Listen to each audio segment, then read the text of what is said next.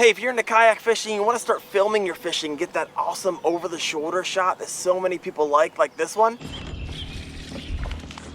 Fish on, baby. Well, you're in the right place. Now, there's a lot of different options when it comes to angles when you're out there kayak fishing. You got your chest mount view, you got your head mount view, you got your bow mount view, and there's a lot of other different ways that you can film your fishing. But my favorite is the over-the-shoulder shot. It just gives the pano that is perfect for seeing what is actually going on. And this is what you're gonna need in order to pull it off. But first, tell me in the comments below, what is your favorite view in order to watch fishing videos? Is it the bow mount? Is it the chest mount? Is it the head mount? Or is it the over-the-shoulder shot? Let me know in the comments below. Keep in mind, the over-the-shoulder shot is going to be the most expensive shot for you to get, mostly because you have the additional expense of the boom. So for the over-the-shoulder shot, you're gonna need 5 different things. One, you're gonna need a GoPro. You're gonna need a GoPro boom. You can do this DIY or you can just purchase one. I'll get into that in just a moment. You're gonna need an all-day power bank. I'll get to that in just a moment. A charging cord, and not a short one. You're gonna need a long one. I'll tell you how long in a second. And an SD card, and you're gonna need a specific one. All right, so let me break these down for you. So I use a GoPro 7 Black, and I like it a whole lot. I got a couple of them.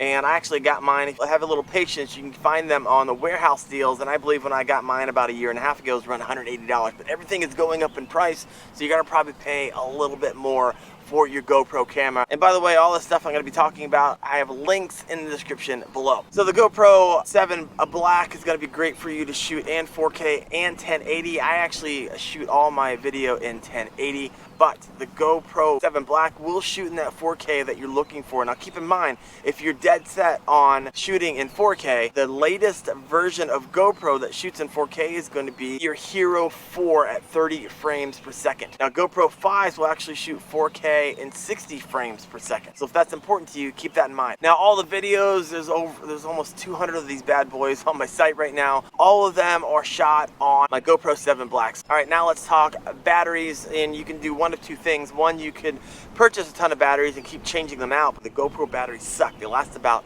an hour, so that's the wrong answer. Or you could purchase a battery bank and purchase a cord, and so you can get all day power. There's actually a really cheap option for this, and I recently tested it. There is this battery pack, I think it was maybe $15 to $25, and I actually ran my video non-stop, and it lasted 8 hours and 42 minutes. So if you're fishing for longer than that, you're gonna need a couple battery banks, but really cheap options, gonna be much cheaper than buying a ton of different GoPro batteries. Now it comes to the charging cable. So this is gonna need to be a 6-foot charging cable. I like the ones that are braided. Keep in mind the charger cable is going to need to be a USB to Type-C. So the USB is going to go into your charging bank, and the Type-C is going to go into charge your GoPro. And last, we're going to talk about your SD card. Guys, if you want to film all day when you're out in the water, you're going to need a card that lasts all day. Now, it depends on the resolution that you're shooting, but I'm going to refer to these as if you were shooting 1080 like I do. Now, the beauty about this is that on your GoPro, it's actually going to show you how much time you have left on your card based off of what settings you're shooting in. And the last thing you want to do is have a card that doesn't have a lot of life to it. So at my shots at 1080, this is what you're looking for. 64 gigabyte card's gonna last you for 4 hours at 1080. My recommendation is not getting a 64. You're probably gonna be fishing for longer than 4 hours, so I